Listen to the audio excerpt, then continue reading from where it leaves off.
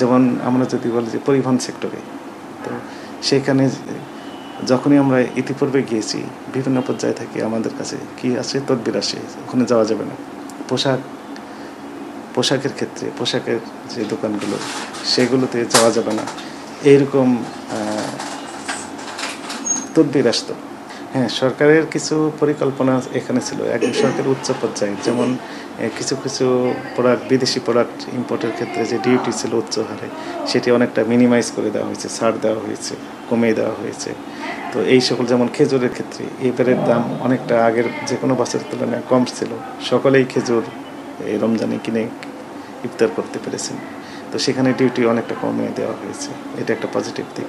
এবং প্রতিটা ক্ষেত্রেই সরকারের একটা নজরদারি ছিল, মানে যেখানে যে কাজটি করা প্রয়োজন ঠিক সেই সময় এই কাজটি করা হয়েছে। বিভিন্ন সোর্স থেকে, এক দেশের উপর আমদানি নির্ভর না করে বিভিন্ন দেশ থেকে আমদানি যেন করা যায় কিছু কিছু পণ্য, সেই সোর্সও খোঁজা হয়েছে সরকার পক্ষ থেকে, সেগুলো ফ্যাক্টর কাজ করেছে।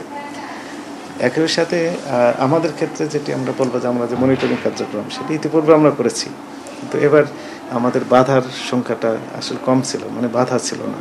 আমরা যেখানে আমাদের পরিকল্পনা অনুযায়ী যাওয়ার কথা ছিল সেই সেক্টরগুলোতে আমরা বাধাহীনভাবে এই কার্যক্রমগুলো পরিচালনা, মনিটরিং কার্যক্রমগুলো পরিচালনা করতে পেরেছি। এটিও আরেকটি কারণ হতে পারে। যেমন আমরা যদি বলি যে পরিবহন সেক্টরে, তো সেখানে যখনই আমরা ইতিপূর্বে গিয়েছি বিভিন্ন পর্যায়ে থেকে আমাদের কাছে কি আসে, তদবির আসে, ওখানে যাওয়া যাবে না। পোশাকের ক্ষেত্রে পোশাকের যে দোকানগুলো সেগুলোতে যাওয়া যাবে না, এইরকম তদবির আসতো, কিন্তু সেই তদবির তো এবার আসে না, এটিও আরেকটি কারণ। এবং আমাদের মহাপরিচালক মহোদয়